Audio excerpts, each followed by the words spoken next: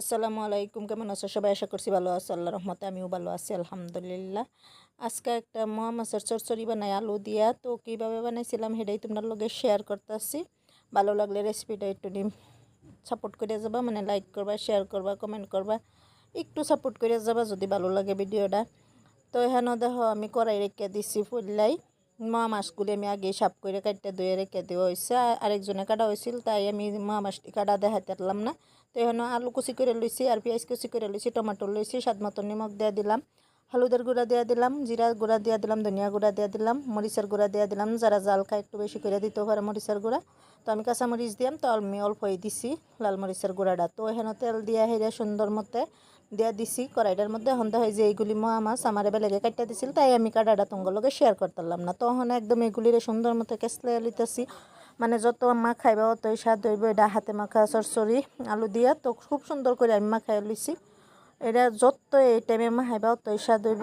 তো এই যে সুন্দর করে আমি মাখাই লইছি, টমাটো, আলু, পেঁয়াজ এগুলি দিয়ে হেরা মশলাগুলি দিয়ে সুন্দর করে আমি মাখাই লইলাম। তো এই তরকারিটা এই দিনও খুবই ভালো লাগে, কারণ এই দিনও মানে বৃষ্টির দিন খুবই মাছ পাওয়া যায়, এগুলি মাছ। তো এই যে মাছগুলি আমি দিয়ে দিলাম, মোয়া মাছ একদম সরু মাছগুলি আসছিল। তখন আলতো হাতে আমি একটু লাড়াচাড়া করে দিতেছি। এই মাছগুলি দিয়ে সুন্দর মতে মানে লাড়াচাড়া করুন লাগবো, যাতে একেবারে বেশি জোরে জোরে না দিয়ে হেরে, নাইলে ভাঙ্গে একেবারে চুরমার হয়ে যাব। তো এই যে সুন্দর করে আমি মাখাই লইছি আলতো হাতে। এখন আমি গ্যাসের মধ্যে রেখে দেব। আটটা একটু খোলাই হেরে আধা গ্লাস পানি দিয়ে দিছি, বেশি পানি দিতাম না, অত পানি দরকার নাই, এটা চরচড়ি হইব। তো আমি সুন্দর করে আটটা দইয়া হেরে আধা গ্লাস পানি দিয়ে দিছি, দিয়ে হেরে এখন গ্যাসের মধ্যে রেখে দিতেছি। তো গ্যাসের মধ্যে বহাই দিলাম। তো এই যে সুন্দর করে গ্যাসের মধ্যে বহাই দিয়ে আমি একদম ডাইকা দিলাম 10 মিনিটের লাগে। গ্যাসটা একদম মিডিয়ামও আছে, তো অল্প পরে একটু খুললা দিছি।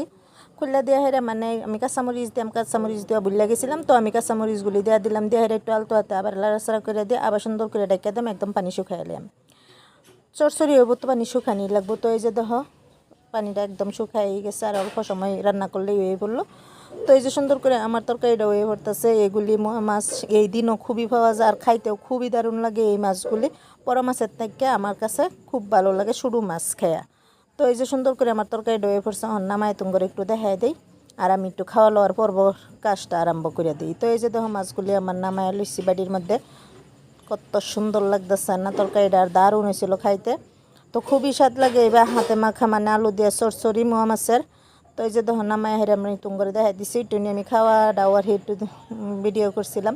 তো দেখো কত সুন্দর হয়েছে মাছগুলি। যদি ভালো লাগছে like, share, comment and subscribe করবা, আমার সঙ্গে থাকবা, পাশে থাকবা। আজকের জন্য আল্লাহ হাফেজ, সুস্থ থাও, ভালো থাও। আবার নতুন রেসিপি লয়ে হাজির হয়ে যায়।